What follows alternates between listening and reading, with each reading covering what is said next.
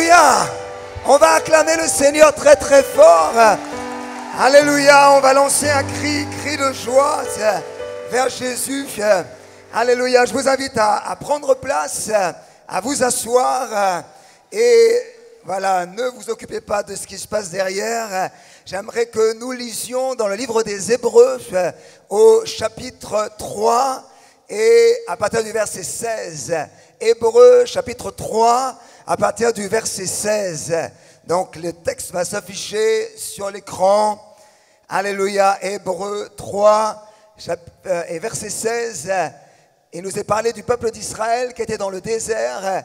Et il est dit, qui furent en effet ceux qui se révoltèrent après l'avoir entendu, c'est-à-dire la parole de Dieu, sinon tous ceux qui étaient sortis d'Égypte sous la conduite de Moïse. Et on va continuer jusqu'à la fin du chapitre. Et contre qui Dieu fut-il irrité pendant 40 ans, sinon contre ceux qui péchaient et dont les cadavres tombèrent dans le désert? Et à qui jura-t-il qu'il n'entrerait pas dans son repos? Et j'aimerais qu'on dise bien fort ce mot repos. On le dit bien fort, qu'il n'entrerait pas dans ce repos, sinon à ceux qui avaient désobéi. Aussi, voyons-nous qu'ils ne purent y entrer dans ce repos à cause de leur incrédulité. Craignons donc, tandis que la promesse d'entrer dans son repos subsiste encore, qu'aucun de vous ne paraisse être venu trop tard. Car cette bonne nouvelle nous a été annoncée aussi bien qu'à eux, mais la parole qui leur fut annoncée ne leur servit de rien, parce qu'elle ne trouva pas de la foi chez ceux qui l'entendirent. Pour nous qui avons cru, nous entrons dans le repos, selon qu'il dit, je jurai dans ma colère, ils n'entreront pas dans mon repos. Il dit cela, quoique ses œuvres eussent été achevées depuis la création du monde. Car il a parlé quelque part ainsi du 7e jour, et Dieu se reposa de toutes ses œuvres le 7e jour. Et il dit encore, ils n'entreront pas dans mon repos. Or, puisqu'il est encore réservé à quelques-uns d'y entrer, et que ceux à qui d'abord la promesse a été faite n'y sont pas entrés à cause de leur désobéissance, Dieu fixe de nouveau un jour, aujourd'hui, en disant dans David, si longtemps après, comme il est dit plus haut, aujourd'hui, si vous entendez sa voix, n'endurcissez pas vos cœurs. Car si Josué leur eût donné le repos, il ne parlerait pas après cela d'un autre jour. Il y a donc un repos de sabbat réservé au peuple de Dieu. Car celui qui entre dans le repos de Dieu se repose de ses œuvres comme Dieu s'est reposé des siennes. Et nous allons arrêter au verset 11. Voici ce que dit la parole de Dieu. Efforçons-nous donc, et une autre traduction dira, empressons-nous donc d'entrer dans ce repos. Alléluia. Et on va afficher cette parole de Jésus bien connue dans Matthieu, chapitre 11 et le verset 28.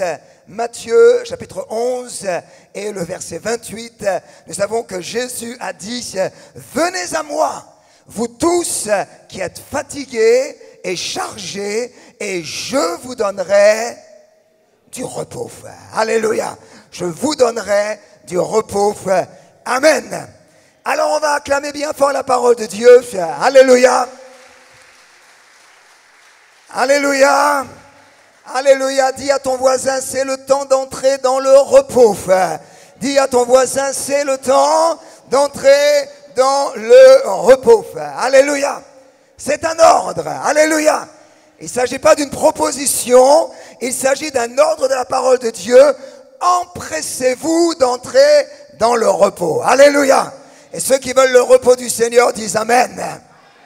Alors, je voudrais vous parler de cela ce matin. J'aimerais vous parler d'entrer dans le repos de Dieu. Et en réfléchissant à la date à laquelle nous sommes, le 16 juillet, je me suis dit, ça ne va pas être très difficile de parler du repos de Dieu, parce que pour beaucoup d'entre nous, eh bien, c'est un temps de vacances qui arrive. ou en tout cas, on voit certains qui partent. Voyons nos activités ici à l'église qui se réduisent. Nous avons peut-être des projets de voyage.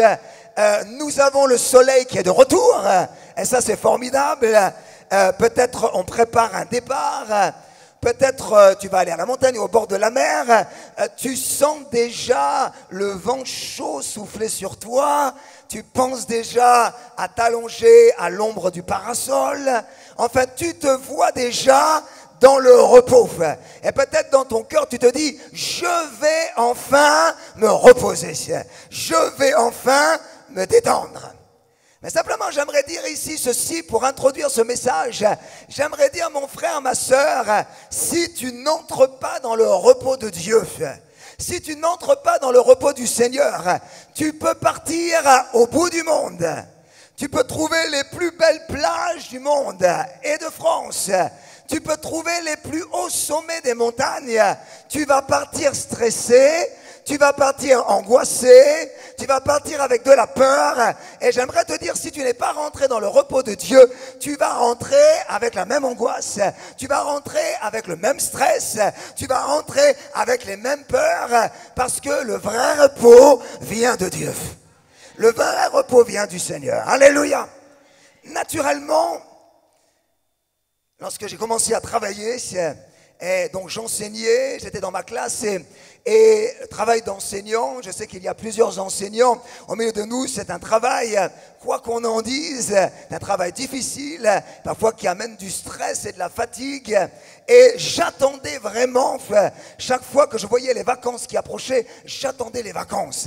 Parce que je me disais, enfin, je veux me reposer.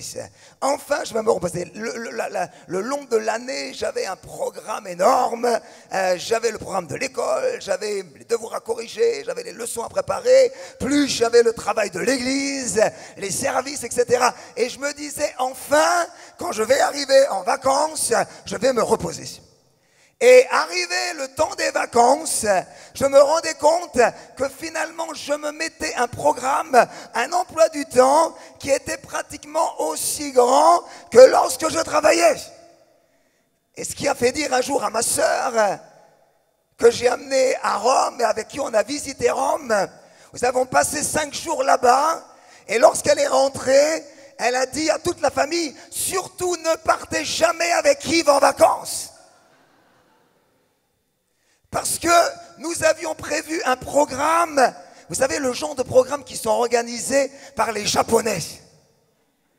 Vous vous levez le matin à 6h30 et puis vous passez toute la journée à visiter et vous courez de monument en monument. C'est exactement ce que nous avons fait à Rome. Nous sommes partis, nous avons visité la Via Appia, nous sommes partis sur le forum et puis ensuite nous sommes partis visiter les catacombes, etc., etc., etc. Et nous sommes rentrés de nos vacances plus fatigués que lorsque nous en sommes partis. Mes amis, j'aimerais vous dire ceci. Ce que nous vivons naturellement, si nous n'entrons pas dans le repos de Dieu, nous allons le vivre aussi spirituellement. Si nous n'entrons pas dans le repos de Dieu, et c'est dans le repos de Dieu que Dieu veut nous entraîner ce matin, nous allons rentrer de la même manière. Frères et sœurs, j'aimerais que nous regardions quelques instants le jardin d'Éden, que nous regardions Adam et Ève, que nous observions l'homme et la femme créés par Dieu dans le jardin. Frères et sœurs, dans le jardin, étaient-ils stressés? Étaient-ils angoissés? Étaient-ils pleins de soucis? Mes frères et sœurs, non, non, non, non. Lorsque Dieu a créé l'homme et la femme, il les a créés sans toutes ces choses. J'aimerais te dire dans le nom de Jésus, tu n'as pas été créé pour le stress. Tu n'as pas été créé pour l'angoisse. Tu n'as pas été créé pour les soucis. Tu n'as pas été créé pour toutes ces choses. Tu as été créé pour le repos de Dieu. Pour le repos de Dieu. Alléluia. Et j'aimerais vous expliquer ce que c'est que le repos de Dieu ce matin et comment nous pouvons entrer dans le repos de Dieu. Si nous n'entrons pas dans le repos de Dieu, que nous soyons en vacances ou que nous travaillons, nous allons être dans le même stress, nous allons être dans les mêmes angoisses et finalement nous n'arriverons pas à trouver la paix que pourtant le Seigneur veut nous donner. Il y a quelques années de cela, je me suis rendu compte que j'avais un problème au niveau de la respiration. Et donc c'était vraiment quelque chose qui était devenu difficile, douloureux. Et donc j'ai été voir plusieurs spécialistes. Je ne savais pas si c'était les poumons, le cœur. Donc j'ai vu pneumologue, cardiologue. Et donc je leur ai expliqué que vraiment j'avais des problèmes pour trouver ma respiration. Donc ils ont fait une batterie de tests, d'examens. Et ils ont cherché. Et puis est venu le moment où c'était le moment de pouvoir voir les docteurs. Et puis qui me donnent les résultats des examens. Et à ma grande surprise, ils m'ont dit, monsieur, vraiment votre cœur fonctionne parfaitement.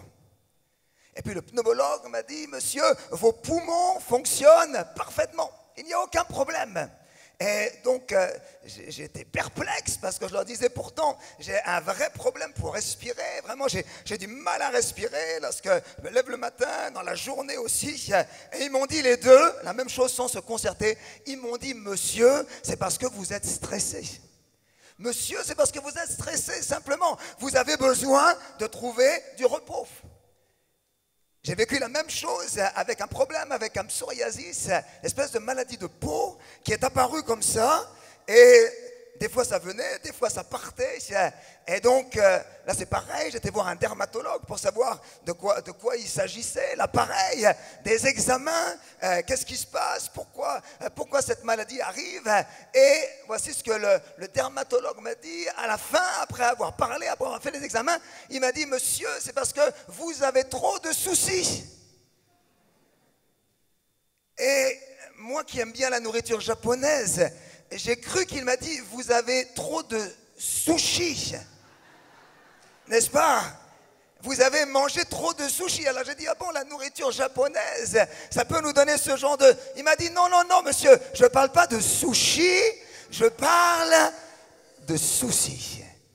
Vous avez trop de soucis et vous avez besoin... Écoutez, frères et sœurs, j'avais besoin d'entrer dans le repos de Dieu.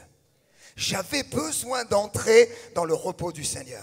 Et ce matin, je prêche ce message parce que je crois que nombreux parmi nous, eh bien, nous pensons à des temps de vacances et de repos. Mais si nous n'entrons pas dans le repos de Dieu, il nous manque quelque chose. L'auteur de l'Épître aux Hébreux, il fait la même constatation lorsqu'il parle du peuple d'Israël. Il va dire, mais ce peuple d'Israël, Dieu l'avait béni tellement, d'une manière extraordinaire. C'était un peuple d'esclaves, c'était un peuple qui vivait dans des souffrances terribles. Et Dieu a envoyé son serviteur, il a envoyé Moïse.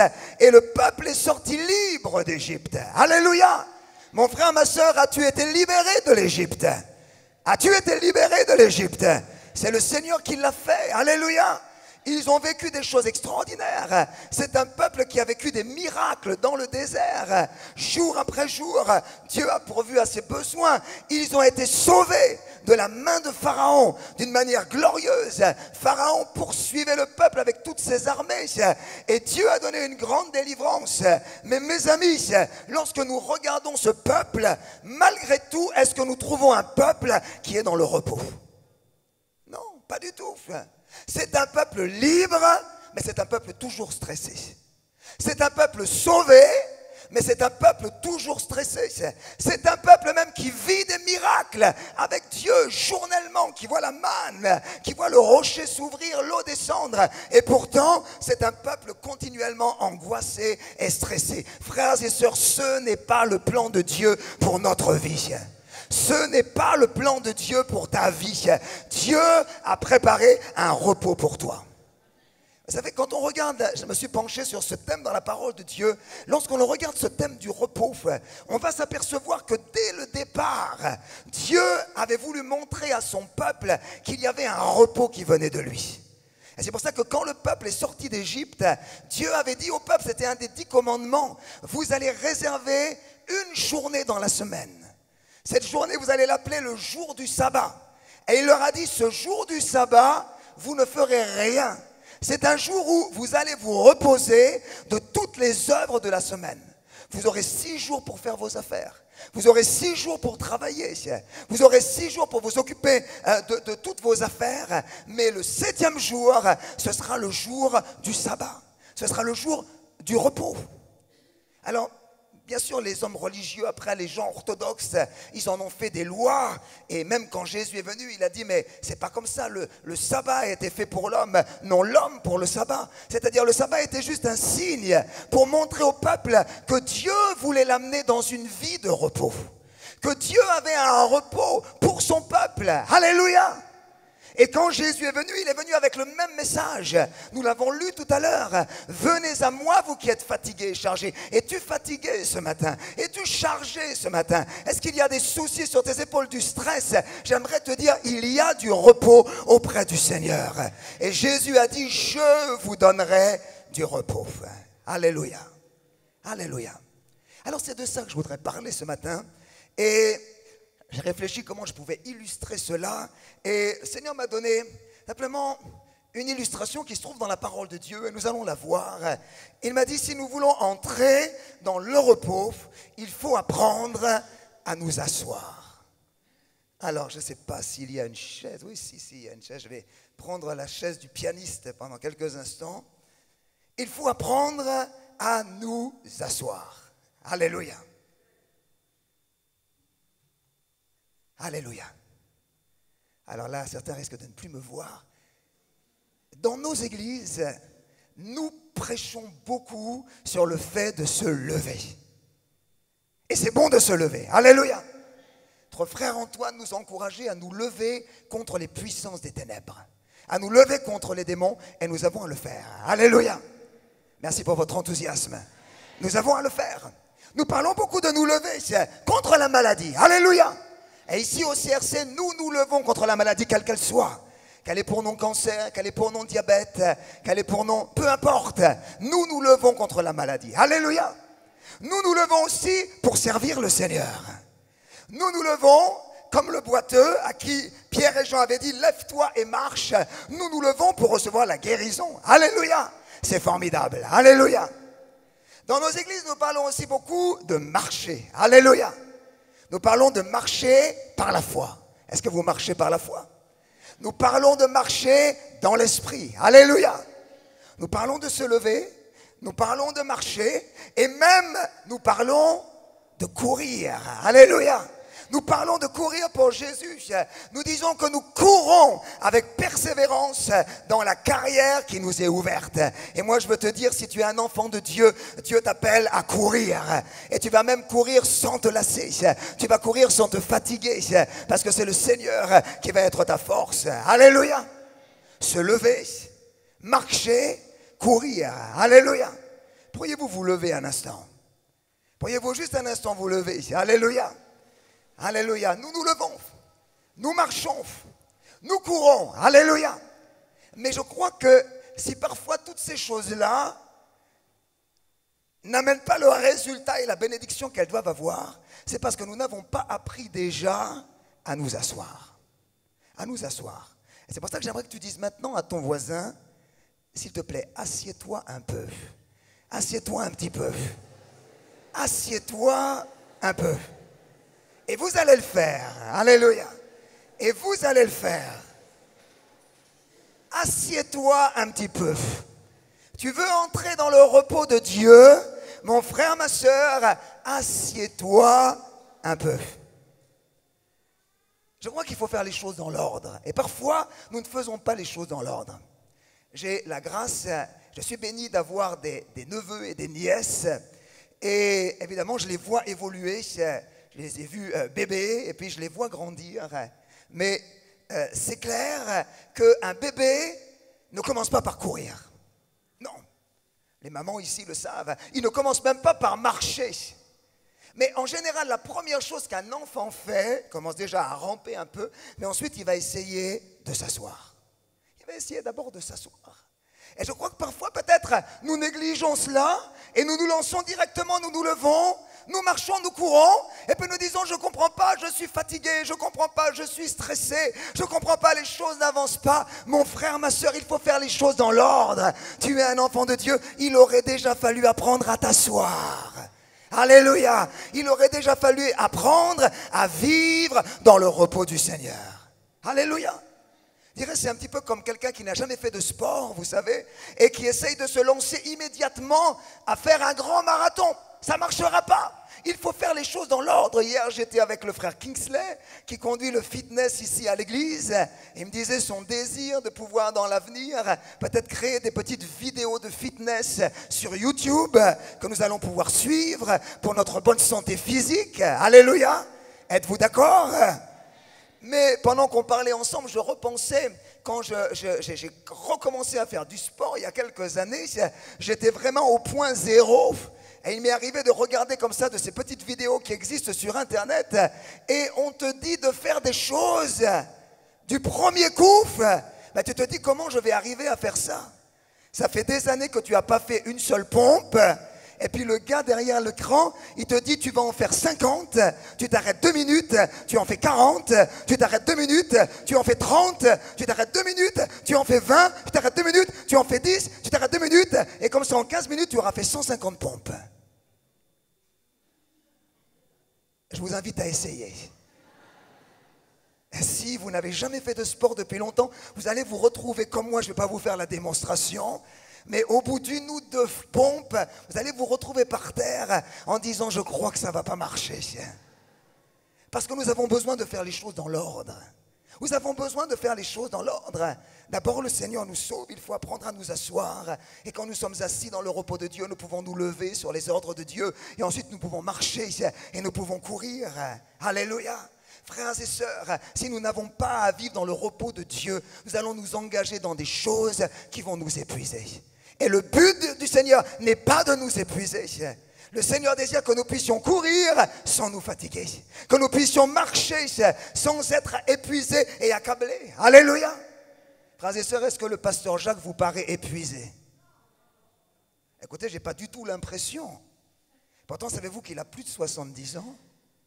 Je ne sais pas s'il va être content que je dise son âge, mais je crois qu'on a fêté son anniversaire ensemble. Donc vous le savez. Et il voyage. Et il a les responsabilités de l'église, etc., etc. Est-ce qu'il a l'air épuisé? Non. Je vais vous dire pourquoi. Parce qu'il vit dans le repos de Dieu. Alléluia. Est-ce que le pasteur Raoul vous paraît épuisé? Ah, mais il ne me paraît pas du tout épuisé. Ce qui m'étonne beaucoup parce qu'il exerce le ministère à la fois dans l'église et en même temps, il a son travail de médecin. Il fait les deux choses à la fois. Et à chaque fois que je le vois, je suis étonné. Mais il a l'air toujours en forme, il a l'air toujours bien. Pourquoi? Parce que je crois qu'il vit dans le repos de Dieu. Dans le repos de Dieu. Pour ceux qui étaient, il y a 2 jours, au Havre, vous avez vu, le pasteur Jacques en parlait il y a quelques instants, ce serviteur de Dieu qui n'a ni bras ni jambes, vous a-t-il paru épuisé? Alors écoutez, pas du tout. Au contraire, j'ai l'impression que c'est quelqu'un qui pourrait remonter le moral à bien des gens qui ont les 4 membres et qui pourtant sont toujours épuisés, fatigués, pleins de soucis, pleins de stress. Frères et sœurs, pourquoi? Parce que ces personnes ont compris un secret. Ces personnes ont reçu le secret de vivre dans le repos de Dieu. Alléluia. Et c'est pour ça que je veux te dire, mon frère, ma soeur, si tu t'engages dans des choses avec tes propres forces, mais ces choses-là, elles vont te tuer, ces choses-là, elles vont t'accabler, ces choses-là, elles vont faire que tu vas te retrouver dans le stress, ce n'est pas le plan de Dieu. Entre dans le repos du Seigneur. Entre dans le repos du Seigneur. Il y a un moment donné où il faut changer, frères et sœurs. Parfois, nous voulons toujours que les circonstances changent. Nous voulons toujours que les situations changent. Et c'est vrai que Dieu est capable de changer les situations. Mais frères et sœurs, je vous assure que la première chose qui doit changer, c'est nous-mêmes. C'est d'abord nous-mêmes. Alléluia. Si tu changes toi-même, je peux t'assurer que ta situation va changer. Peut-être tu as une situation matérielle difficile, tu as une situation familiale difficile et tu pries, Seigneur, change ma famille, Seigneur, change ceci, change cela, les circonstances, le patron, l'entreprise, la situation du pays, etc., etc. Mais frères et sœurs, je crois que d'abord, il faut dire, Seigneur, qu'est-ce que tu veux que je change moi? Merci pour votre enthousiasme. Mais c'est ça d'abord, Seigneur, qu'est-ce que tu veux que je change moi? Alors le Seigneur te dit, ce que je veux que tu changes, c'est que tu entres dans mon repos. Assieds-toi. Alléluia. Pouvons-nous lire dans Hébreux au chapitre 10 et au verset 11? Parce que Jésus lui aussi, il est assis, frères et sœurs. Jésus est assis.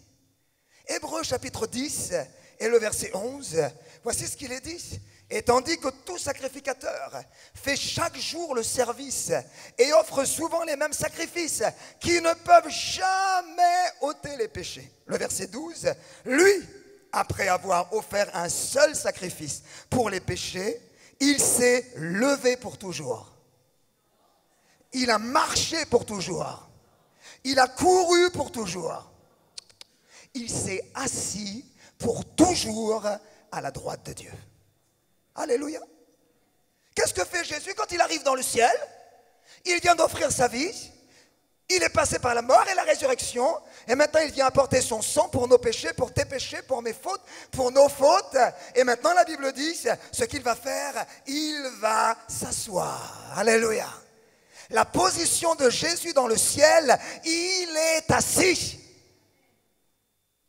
Ça ne veut pas dire qu'il ne fait rien. Alléluia. Parce que là, je sens que quelques-uns vont mal me comprendre. Et je ne voudrais pas avoir de démission dans certains services. Parce que certains, peut-être diront à la suite de ce message, le pasteur Yves a dit qu'il faut se reposer. Alors mon frère, je suis désolé, mais j'arrête mon service. Je suis désolé, pendant 3 mois, tu ne vas pas me voir parce que je me repose. Mes frères et sœurs, ce n'est pas du tout ce que je dis. Jésus est très occupé dans le ciel. Comme toi, si tu es un enfant de Dieu, tu vas être très occupé. Nous avions reçu un jeune homme étudiant en théologie il y a plusieurs années de ça dans l'église. Et il venait pour faire un stage. Et le pauvre venait d'une église assez traditionnelle, assez classique, où vous savez, le pasteur fait une étude biblique le vendredi soir, le culte le dimanche matin, et éventuellement une visite dans la semaine, et ça s'arrête là. Et il est arrivé au CRC. Il est arrivé au CRC. Alors, il est arrivé avec sa femme, ils ont été logés dans la maison, et première surprise le matin, ils se sont levés tranquillement à 10 h du matin. Oh. Ils ont pris leur petit déjeuner à 11 h du matin, et ils sont arrivés pour commencer le ministère, entre guillemets, à midi. Et ils ont commencé à nous voir, ils ont dit, mais vous êtes déjà au travail? Mais oui, mon frère. Depuis 6h30, 7h, on est là, on travaille, on prépare la vie de l'église, on est en train de faire des rendez-vous, etc. Alors, il a vécu comme ça pendant une dizaine de jours, et il s'est dit, mais ces gens-là, ils ont l'air un petit peu excités. Alors, le dimanche matin, le pasteur Jacques lui a laissé la parole pour qu'il puisse donner un message, et ce frère n'a pas trouvé meilleur moyen que de nous prêcher sur le repos de Dieu. Et il nous a dit ce genre de message, pas du tout le message que je prêche maintenant, mais ce genre de message, oh mes pauvres chéris, vous savez, le Seigneur ne nous demande pas d'être aussi engagés. Le Seigneur ne nous demande pas de faire autant de choses. Il nous a appelés au repos.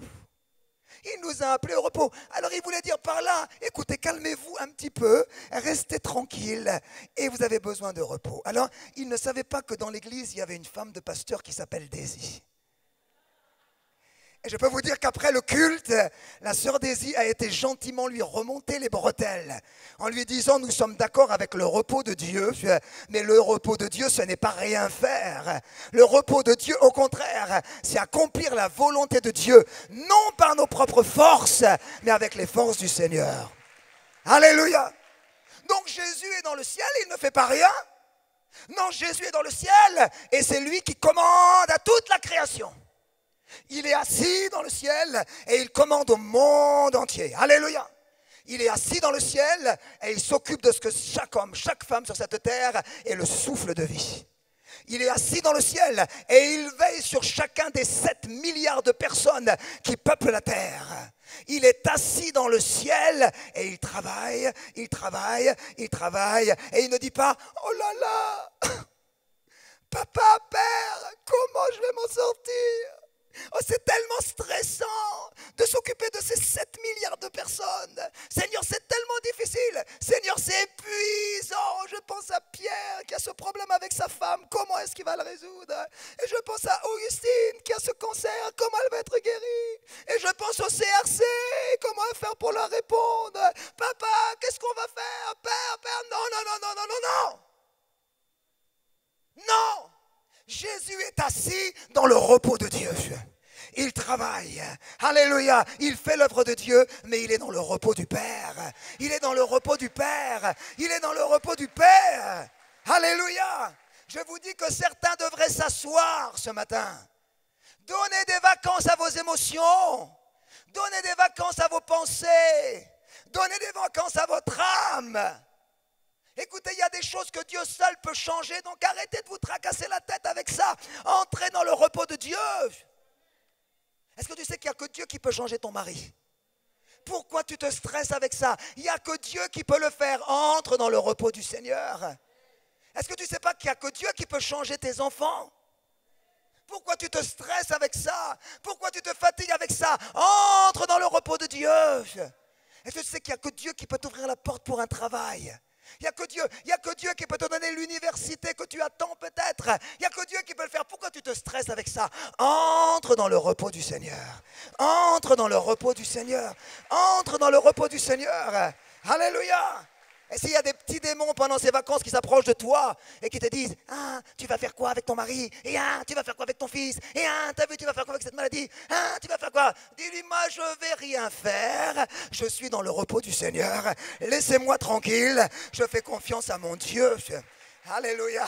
Mon âme est dans le repos de Dieu. Alors j'aimerais dire trois choses sur le repos de Dieu.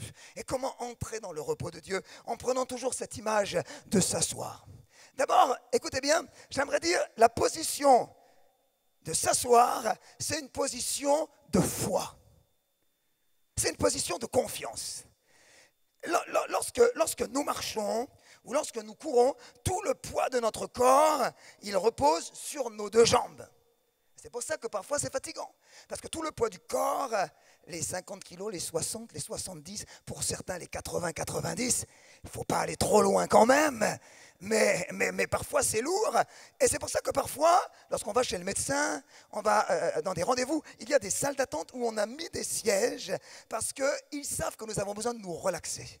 Et donc, à partir du moment où on s'assoit, cette fois-ci, mes jambes, mon corps sont portés par un objet qu'on appelle une chaise, un tabouret, un divan. Et maintenant, tout le poids du corps, ce n'est plus moi qui le porte, c'est la chaise.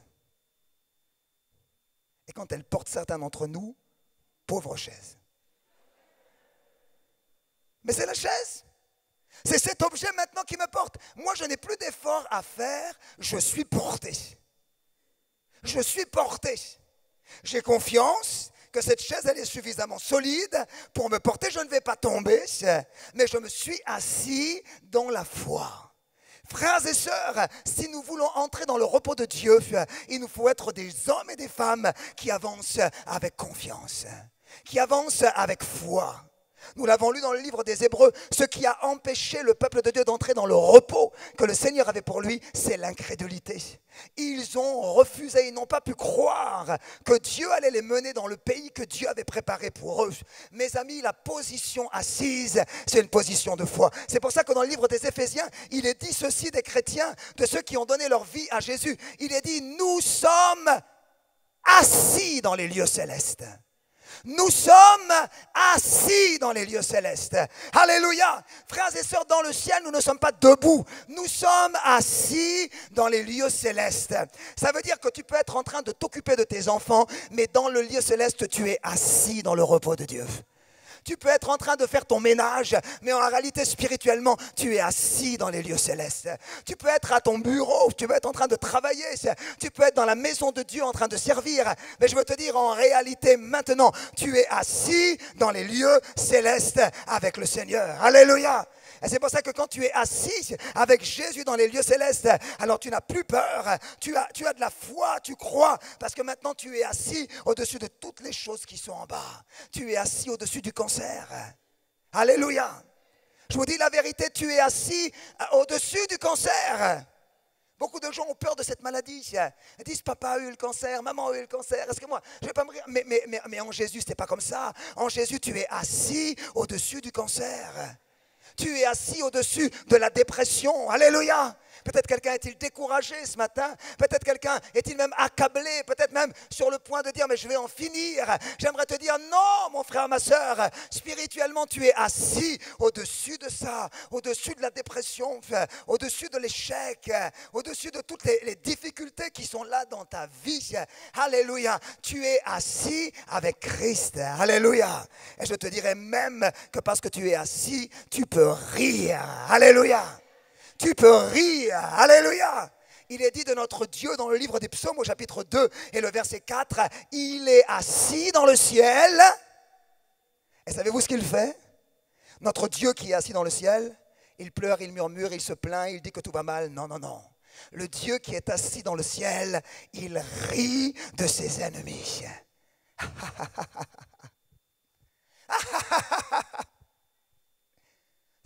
Ça vous surprend? Ça vous surprend? C'est exactement ce que fait Dieu dans le ciel. Il rit de ses ennemis. Il rit des difficultés. Il rit des choses difficiles qui arrivent parce que lui, il est assis dans le repos. Alléluia. Alors aujourd'hui, tu peux rire. Tu peux rire. Tu peux sortir de ce lieu en riant. Alléluia. Parce que tu vas sortir assis. Tu peux sécher tes larmes. Alléluia. Tu peux sécher tes larmes. Et rire. Alléluia. Rire. Alléluia. Je me souviens de la femme d'un serviteur de Dieu qui nous partageait ce témoignage. Quand elle a connu le Seigneur, elle était dépressive. Vraiment une grave dépression. Et elle a entendu parler de Jésus. On lui a enseigné l'évangile, prêché l'évangile. Et elle a entendu Jésus qui pouvait changer sa vie. Et elle a dit, mais c'est ça qu'il me faut. Elle a reçu Jésus. Peut-être quelqu'un est là, a besoin de recevoir Jésus pour changer de vie. C'est possible aujourd'hui de faire comme cette femme de pasteur. Mais elle raconte qu'elle s'est avancée, elle a donné sa vie à Jésus. Et ensuite, elle a expliqué au serviteur de Dieu qu'elle avait cette dépression. Ces pensées ténébreuses, ces pensées obscures, le pasteur a commencé à prier pour elle. Alors, elle s'est mise à rire. Elle s'est mise à rire. Et tout le monde était surpris. Les gens étaient étonnés. Jamais ils avaient vu quelque chose comme ça dans l'église. Mais elle raconte et elle dit, au moment où le pasteur a prié pour moi, que je me suis mis à rire, j'ai été entièrement guéri de cette dépression. La dépression est partie. Et aujourd'hui, c'est une femme qui sert le Seigneur. Alléluia. Je ne dis pas que nous allons guérir tous par le rire, ce n'est pas ça que je veux dire. Mais je veux dire que nous pouvons, dans le nom de Jésus, faire comme le Seigneur, nous asseoir et rire de nos ennemis, et rire de nos problèmes, et rire de nos difficultés. Pas parce que nous sommes fous, mais parce que nous sommes des gens de foi. Alléluia. S'asseoir, c'est être dans la foi. S'asseoir, écoutez bien, c'est la deuxième chose que je veux dire. S'asseoir, c'est une position de satisfaction. De satisfaction. Et je voudrais l'illustrer ainsi. Je crois que parmi nous, certains vont partir certainement à la montagne. Vous allez partir peut-être pour marcher vers un sommet. Et vous allez vous donner comme objectif, en partant, peut-être en excursion, une journée, vous allez dire là, vous voyez le sommet, et vous allez dire voilà, ce qu'on veut atteindre, c'est ça. Peut-être vous allez prendre votre femme, vous allez prendre vos enfants, vous allez prendre les amis qui sont avec vous, vous allez commencer à marcher, et voilà, le soleil sera là, ça sera beaucoup d'efforts, peut-être parfois ce sera difficile, et puis 2 heures, 3 heures, 5 heures, 6 heures vont passer, et là maintenant vous allez voir le sommet qui approche, et puis au bout de 7 heures, 8 heures, vous allez vous retrouver là sur le sommet que vous voyez très très loin le matin quand vous êtes parti, vous allez vous retrouver là-haut sur le sommet, et là-haut, si vous êtes comme moi sur le sommet, vous allez vous asseoir. Vous allez vous asseoir. Et il va y avoir dans votre cœur une satisfaction extraordinaire. Il va y avoir de la joie. Quelque part, vous allez avoir oublié en quelques instants les difficultés pour gravir cette montagne. Et maintenant, vos efforts sont terminés. Maintenant, vous avez fait ce que vous vouliez faire. Maintenant, c'est terminé. Vous êtes content. Vous allez vous asseoir et vous allez vous reposer. Mes frères et sœurs, ça, c'est le repos de Dieu. Ça, c'est le repos de Dieu.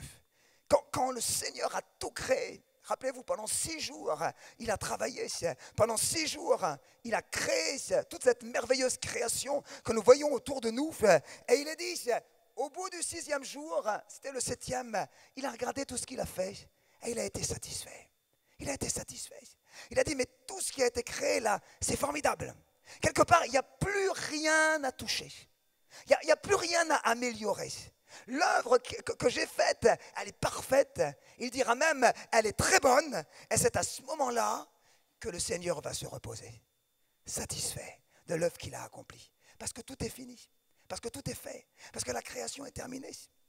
Mais peut-être certains parmi nous, on entend cela et on se dit, mais moi dans ma vie, c'est pas fini. Moi, dans ma famille, c'est pas terminé. Moi, dans mon couple, c'est pas fini. Tu sais bien qu'il y a ce problème. Moi, l'éducation de mes enfants, elle n'est pas achevée. Peut-être mon ministère, mon service dans l'église, il est encore plein de failles. Ou ma relation avec Jésus, elle a tellement encore besoin de grandir. Comment est-ce que je peux me reposer? Comment est-ce que je peux faire comme Dieu et entrer dans le repos de Dieu? J'aimerais te dire ceci, écoute-moi bien, et c'est la réponse du Seigneur pour toi. Tu peux te reposer parce que Jésus, lui, il a tout accompli. Tu peux te reposer parce que Jésus, lui, il a tout fait. Alléluia. Quand Dieu regarde la croix, quand Dieu regarde l'œuvre de Jésus, il dit ce que Jésus a fait, c'est parfait. Ce que Jésus a fait, c'est terminé. Ce que Jésus a fait, il l'a dit lui-même sur la croix, c'est accompli, c'est terminé, c'est achevé. Il n'a pas besoin d'ajouter la moindre œuvre à l'œuvre du salut. Tout est accompli. Alléluia. C'est pour ça, mon frère, ma soeur, je veux te le dire, tu peux te reposer parce que tout est déjà fait. Tout est déjà fait. Alléluia. Oui, peut-être tu dis, mais il y a mon passé. C'est bien ce passé douloureux, difficile. Mais j'aimerais te dire, Dieu te dit, quand je te regarde, je ne vois pas ton passé, je vois l'œuvre de Jésus à la croix. Peut-être tu dis, il y a mes erreurs. Tu sais très bien, je me suis trompé là. Et puis là encore, j'ai fait un mauvais choix. Il y a mes erreurs. Mais j'aimerais te dire, si tu as donné ta vie à Jésus, lorsque Dieu te voit, il ne voit plus tes erreurs. Il voit Jésus. Et puis il y a ces mauvaises pensées, tu sais bien, ces choses auxquelles je pense, et ça me dégoûte tellement et je voudrais tellement m'en débarrasser. Mais le Seigneur te dit, laisse tes mauvaises pensées. Quand je te vois, je ne te vois pas avec ces mauvaises pensées, je vois Jésus. Et puis il y a ces péchés encore, Seigneur. Il y a ces péchés, il y a ces choses dont j'aimerais me débarrasser. Et puis je n'arrive pas, Seigneur. Seigneur, mais j'ai même du mal à entrer vers toi. Comment est-ce que je peux entrer dans ton repos? Et le Seigneur te dit, je ne te vois pas avec ces péchés. Je vois Jésus en toi. Alléluia. Alors ce matin, viens t'asseoir. Mon ami, viens t'asseoir. Viens t'asseoir. Vous savez, dans l'Ancien Testament, les prêtres qui servaient dans le tabernacle, ils ne pouvaient jamais s'asseoir. Ils ne pouvaient jamais s'asseoir. Le sacrificateur, le lévite qui était dans le tabernacle, ils n'étaient jamais assis. Leur service n'était jamais terminé. Ils devaient tuer des bêtes, ils devaient préparer le parfum, ils devaient offrir l'encens, ils devaient préparer les pains, s'occuper du chandelier. Quelque part, le travail, le service n'était jamais terminé. C'était un service qui n'avait jamais de fin. Mais mes amis, pour nous, nous pouvons nous asseoir. Alléluia. Comme Jésus s'est assis, pour nous, tout est accompli. Je veux te le dire, s'il te plaît, arrête de chercher à aider Dieu. Laisse le Seigneur faire. Laisse le Seigneur faire. Alléluia. Je pensais à ça ce matin, mais je me disais, je crois que si Dieu il a créé l'homme, le 6e jour, c'était pour une bonne raison. Parce qu'il savait que s'il le créait le 2e jour ou le 3e jour, je suis sûr que Adam aurait absolument voulu aider Dieu. Parce que nous sommes comme ça, nous les humains, nous voulons toujours aider Dieu. Alors il aurait dit, mais Dieu est en train de créer la mer. Dieu permet que je crée au moins une petite goutte d'eau. Et puis quand Dieu aurait créé les arbres, oh Dieu permet que je crée au moins un petit brin d'herbe. Et puis quand Dieu crée le sable, Seigneur, permets-moi juste de créer un petit grain de sable. Et Dieu a dit non. Toi, l'homme, toi, la femme, je vais te créer le 6e jour. Je vais te créer quand tout sera terminé. Je vais te créer quand la création entière sera achevée. Parce que toi l'homme, toi la femme, la seule chose que je veux que tu fasses, je veux que tu t'assoies et que tu entres dans mon repos.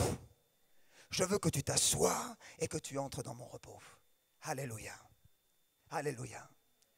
Je voudrais terminer, j'aimerais qu'on lise dans Luc au chapitre 10 et au verset 39. Luc chapitre 10 et le verset 39.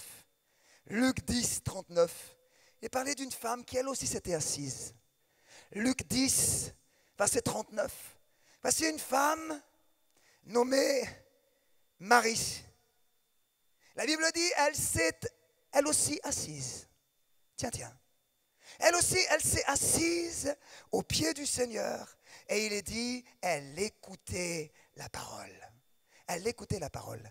La suite nous dira ceci, au verset 40, Marthe, sa sœur, elle était tellement stressée.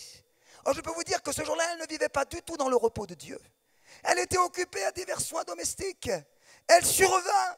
Et elle dit, Seigneur, cela ne te fait-il rien que ma sœur me laisse seule pour servir? Dis-lui donc de m'aider.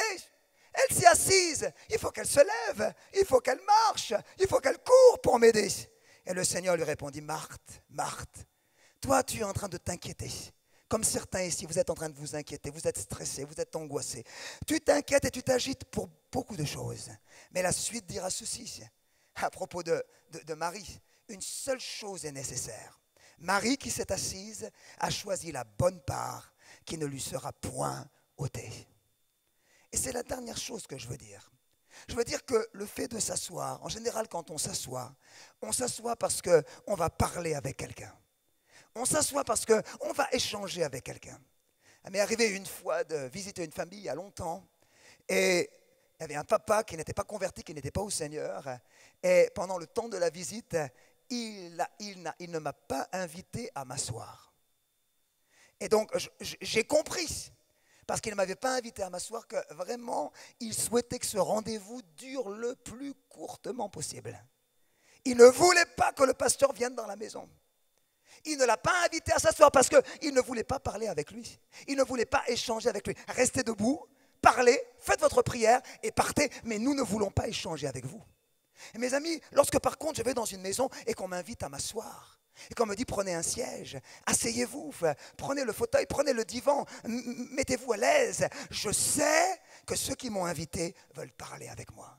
Je sais qu'ils veulent échanger avec moi. Je sais qu'ils veulent entendre les paroles et que moi, je vais entendre les paroles qu'ils ont à dire. Mes amis, si nous voulons le repos de Dieu, si nous voulons vivre dans le repos du Seigneur, il faut apprendre comme Marie à s'asseoir et à écouter la parole de Dieu. Il faut apprendre à s'asseoir et écouter la voix de Dieu. Il faut apprendre à s'asseoir, à écouter la parole du Seigneur. Il faut apprendre à s'asseoir et écouter Dieu en toutes choses. Alléluia.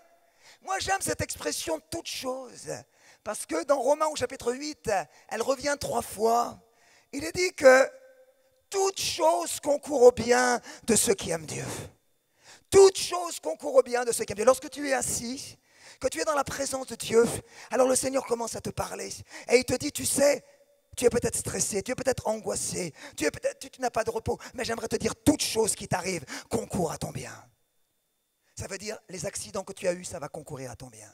Les deuils que tu traverses, ça concourt à ton bien. Les situations financières difficiles, peut-être même extrêmes que tu traverses, elles vont concourir à ton bien. Même le divorce que tu as vécu, si tu es avec Jésus, ça va concourir à ton bien. Même ce conflit dans ton travail, cette dépression que tu as vécue, toutes choses vont concourir à ton bien. C'est pas facile de dire amen, n'est-ce pas? Mais pourtant, c'est la réalité. Si nous sommes assis avec le Seigneur, nous entendons cette parole. Et puis dans Romains 8, il est aussi dit, lui qui n'a point épargné son propre fils, comment ne nous donnera-t-il pas toutes choses avec lui? Lorsque tu es assis dans la présence de Dieu, il te dit, mais ne t'inquiète pas mon enfant, c'est moi qui vais te donner toutes choses. Toutes les bénédictions dont tu as besoin, c'est moi qui vais te les donner. Tous les dons dont tu as besoin, c'est moi qui vais te les donner. Toute la puissance et le réconfort dont tu as besoin, c'est moi qui vais te les donner. Et puis dans Romains 8 encore, l'apôtre Paul dira, qui nous séparera de l'amour de Christ? La tribulation, l'angoisse, es-tu angoissé? Es-tu persécuté? La faim, la nudité? Mais l'apôtre Paul dira, dans toutes ces choses, nous sommes plus que vainqueurs par celui qui nous a aimés. Ça veut dire, si je suis assis avec Jésus, il me dit, partout où tu tournes les yeux, c'est toujours la victoire. Partout où tu tournes les yeux, c'est la victoire. Tu peux tourner ton regard ici, c'est la victoire. Tu peux tourner ton regard ici, c'est la victoire. Tu peux tourner ton regard ici, c'est la victoire. Alléluia. Dans toutes ces choses, tu es plus que vainqueur. Alléluia. Frères et sœurs, si nous nous asseyons un instant comme Marie et que nous puissions dire au Seigneur, Seigneur, je veux entendre ta parole, je veux entendre ta voix. Quel repos. Alléluia. Quel repos. Quel repos. Alléluia. Je termine. Et je voudrais vous dire ceci, nous ne sommes pas assis et nous ne sommes pas dans le repos de Dieu tant que nous luttons par nous-mêmes, en essayant de changer l'Église, en essayant de changer notre service, en essayant de changer notre conjoint, en essayant de changer nos enfants. Mon frère, ma soeur, qu'est-ce que tu essaies de faire qui ne marche pas? Qu'est-ce que tu essaies de faire? Tu mets beaucoup d'efforts et ça ne fonctionne pas, ça ne marche jamais. Mon frère, ma soeur, j'aimerais te dire, il est temps de t'asseoir et d'entrer dans le repos de Dieu. Il est temps de t'asseoir aujourd'hui et d'entrer dans le repos de Dieu. Il est temps, comme dit l'Épître aux Hébreux, de nous empresser d'entrer dans le repos de Dieu. De nous empresser, c'est un ordre, ce n'est pas une suggestion. Empressez-vous d'entrer dans le repos de Dieu. Efforcez-vous d'entrer dans le repos de Dieu. Alléluia. Alléluia. Ce matin, nous allons fermer nos yeux et j'ai demandé à mon frère de continuer à jouer, de commencer à jouer quelque chose de calme. Et j'aimerais te dire, c'est le moment d'entrer dans le repos de Dieu. C'est le moment d'entrer dans le repos de Dieu. Et je voudrais le dire d'abord peut-être aux amis qui nous visitent, qui sont là pour la première fois au milieu de cette église, ou aux personnes qui sont là depuis peu de temps parmi nous. Peut-être vivez-vous ces situations qui vous stressent, qui vous angoissent, qui vous font du mal. Et vous êtes là dans la maison de Dieu ce matin. J'aimerais vous dire, le repos commence d'abord en laissant Jésus entrer dans notre cœur. Le vrai repos commence lorsque nous laissons celui qui a le repos, celui qui a la paix, celui qui a le pardon, lorsque nous laissons celui-ci rentrer dans notre vie et la changer. C'est à ce moment-là que le repos du Seigneur vient. C'est à ce moment-là que la paix du Seigneur vient. C'est à ce moment-là que notre vie change. Et c'est pour ça que ce matin, j'aimerais d'abord parler à ceux qui n'ont jamais fait cette expérience ce matin et qui ont besoin de dire à Jésus, Jésus, je veux aujourd'hui te laisser entrer dans ma vie. Je veux aujourd'hui prendre un nouveau départ avec toi, Seigneur. Seigneur, je veux quelque part te laisser la place dans ma vie. Lorsque Jésus est né à Bethléem, il y a 2000 ans de cela, la Bible dit qu'il n'y avait pas de place pour lui dans les hôtelleries. Il n'y avait pas de place pour lui dans les hôtelleries parce que tout était complet, tout était plein. Et les personnes ne voulaient pas ouvrir leur maison pour accueillir ce bébé. Et j'aimerais vous dire aujourd'hui, il en est encore de même dans beaucoup de cœurs. Beaucoup de cœurs sont fermés. Beaucoup de cœurs n'ont pas de place, même une petite place pour Jésus. Et ce matin, j'aimerais te dire, si tu veux entrer dans le repos de Dieu, si tu veux entrer dans la paix de Dieu, si tu veux connaître cette joie et cette paix que tellement on reçut ici dans ce lieu, alors ouvre ton cœur à Jésus. Et simplement, du fond de ton être, dis-lui, Seigneur, viens dans mon cœur. Seigneur, viens dans mon cœur. Seigneur, viens me sauver. Seigneur, viens pardonner mes péchés. Seigneur, viens dans ma vie et change-moi. Fais cette prière simplement au fond de ton cœur. Et pendant que tu l'as fait, eh bien, j'aimerais te dire, le Seigneur t'entend et il te voit. Alléluia. Seigneur, je t'ouvre mon cœur. Seigneur, je t'ouvre mon cœur. Je veux que ma vie change. Je veux que tu me sauves. Ce matin, s'il y a quelqu'un qui est là, qui fait cette prière du fond de son cœur, je ne parle pas à ceux qui l'ont déjà fait, mais si peut-être pour la première fois tu es là, et tu sais que ça c'est la prière qui est dans ton cœur maintenant et qui jaillit, et tu dis, pasteur, ça c'est ça que je veux. Je veux laisser Jésus entrer dans ma vie. Je veux laisser entrer Jésus dans mon cœur. J'aimerais prier avec toi, simplement. J'aimerais prier avec toi. Et pendant que tout le monde a les yeux fermés, pour que je puisse te voir, écoute-moi bien. J'aimerais que tu me fasses un petit signe simple. Depuis là où tu es, pendant que personne ne regarde, et que moi seul, je suis là, je regarde, et que le Seigneur te voit. J'aimerais que tu puisses faire ce petit geste de lever ta main à ta place pour dire, pasteur, moi j'ouvre mon cœur à Jésus et je lui donne ma vie ce matin. Faites-le maintenant, tout simplement. Levez votre main. Oui, je vous vois. Je vois. Est-ce qu'il y a encore quelqu'un qui dit, pasteur, ça c'est pour moi. Je veux commencer une nouvelle vie avec Jésus maintenant. Levez votre main à votre place. Levez votre main maintenant pour dire, Seigneur, c'est aujourd'hui que ça commence pour moi. C'est aujourd'hui que ma vie change. Je te laisse une place dans ma vie, Seigneur. Alléluia. Merci, Seigneur. Merci, Jésus. Merci, Jésus. Merci, Jésus. Alléluia. Merci, Jésus. Merci pour ta présence. Je voudrais vous inviter à tous vous mettre debout. Mettons-nous tous debout, s'il vous plaît. Et restons dans le calme devant le Seigneur. Je vais inviter une partie de l'équipe de louange à s'approcher. J'aimerais demander, j'ai vu une personne qui est là, qui a levé sa main. Est-ce que je pourrais vous demander de vous approcher, de venir vers moi? Nous aimerions prier avec vous pendant quelques instants. S'il y avait encore quelqu'un qui a levé sa main et qui voudrait faire cette démarche, j'aimerais vous inviter à venir vous approcher. Alléluia, venez ici devant. J'aimerais que nous puissions prier avec vous. Demandez au Seigneur de vous bénir. Si vous avez levé votre main, eh bien déplacez-vous. Nous voulons vous attendre. Ce lieu qui est devant, nous le réservons pour la prière. Nous invitons à vous approcher tout simplement. Vous approchez du Seigneur. Alléluia, merci Jésus. Merci Jésus. Merci Jésus. Abrite-moi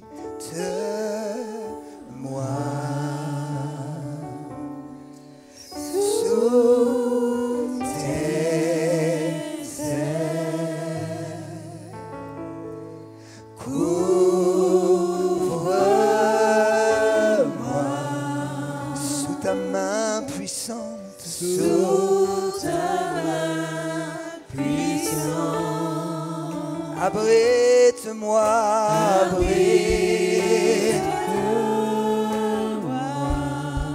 Chante-le.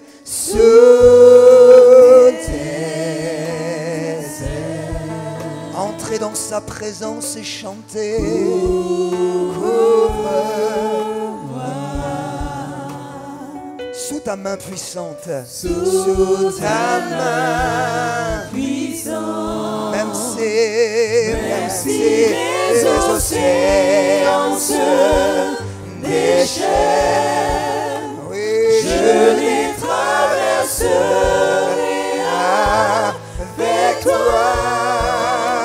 Père, tu domines les tempêtes. Je suis tranquille, car tu es là. Même si les océans se déchaînent, je les traverserai